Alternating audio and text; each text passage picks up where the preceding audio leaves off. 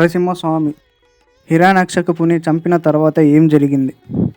నరసింహస్వామి హిరణ్యకశిపుని వధించి అనేక లోకాలను రక్షించారు. కానీ ఆయన కోపం పూర్తిగా తగ్గలేదు మరియు ఆయన ఉగ్రహ రూపంలో నిలిచిపోతున్నారు.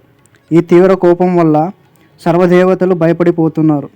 బ్రహ్మ, విష్ణు, అగ్ని, ఇంద్ర, నారద తదితరుల ఆ కుమారుడిని రక్షణకు వచ్చిన నరసింహస్వామి రూపం నుండి సృష్టిలో ప్రళయం వచ్చే భయాన్ని చెలాయించారు. అందువల్ల దేవతలు శివుణ్ణి సాయానికి ఆశ్రమమయ్యారు. శివుడు తను భావించిన శరభ రూపంలో అవతరించి నరసింహస్వామిని ఉపశాంతి పరిచడానికి ప్రయత్నించారు. శివుడు శరభ అవతారంలో నరసింహస్వామిని కోపం తగ్గి శాంతికి వచ్చారు. ఆ తర్వాత ప్రహ్లాదుడు ప్రభు పాదాల సమీపాన నుండి ప్రార్థనలు చేసి అతని కోపాన్ని పూర్తిగా తగ్గించారు. నరసింహస్వామి పూర్తిగా శాంతమైన తర్వాత ప్రహ్లాదుడిని రాజాని అప్పగించి మంచి న్యాయ పరిపాలన చేయమన్నారు.